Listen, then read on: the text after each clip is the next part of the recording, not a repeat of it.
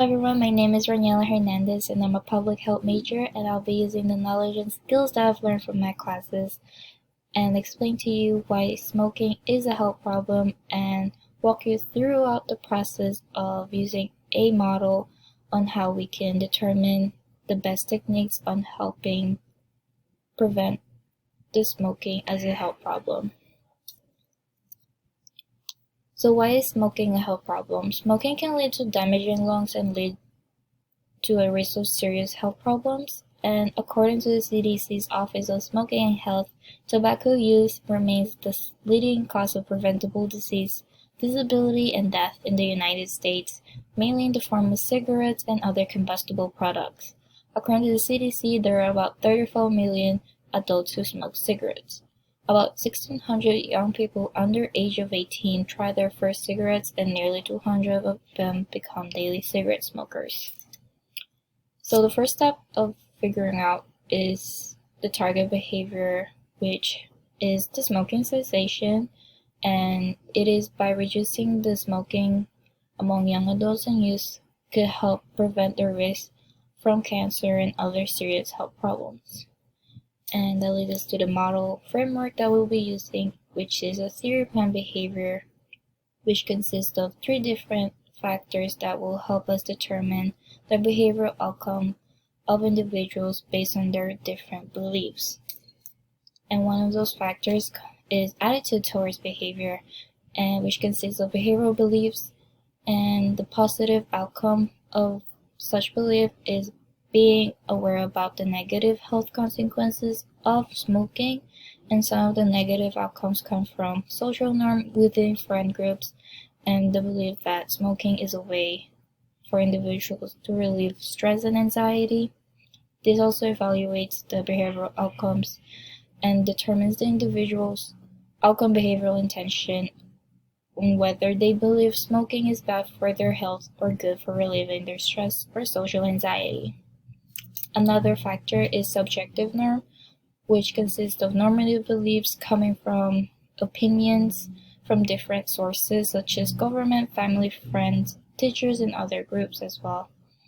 And the motivation to comply is how the individuals will likely to perceive this information they receive and act upon it. For instance, a friend tells the individual smoking is cool, therefore the individual may act upon it by believing that smoking is cool, so they are unlikely to be able to give up smoking. Another factor is perceived behavioral control, which consists of controlled beliefs coming from the self-efficacy of the individual. Someone with high self-efficacy is likely to be determined to successfully give up smoking without a problem and are willing to give up smoking for healthier reasons and for a healthier lifestyle in future. Someone with self-efficacy could be someone that may become stressed as they stop smoking, which can cause them to relapse, which is also another way of addiction taking over their choice and not being able to give up smoking. This also determines how confident the individuals are to give up smoking based on their self-efficacy. And another is perceived power, which consists of external barriers such as peer pressure, stress, and social anxiety, which can also directly impact the behavioral outcome. Some of the intention and behavioral outcome is that each categories of this will also determine the intention of how likely the individuals to give up smoking, and the outcomes determines if they will be willing to or take the effort of giving up smoking. And there are 2 types of outcomes, whether it be positive or negative. A positive outcome comes from someone who believes that smoking can cause them serious health problems, that they are confident that they are ready to change, and someone will likely to be successful in giving up smoking.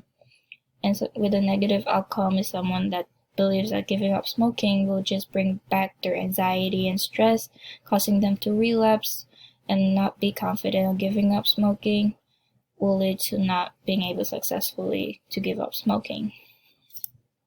Which leads us to the conclusion that this theory of planned behavior was a very helpful model on determining the behavioral outcomes of individuals based on different factors and beliefs.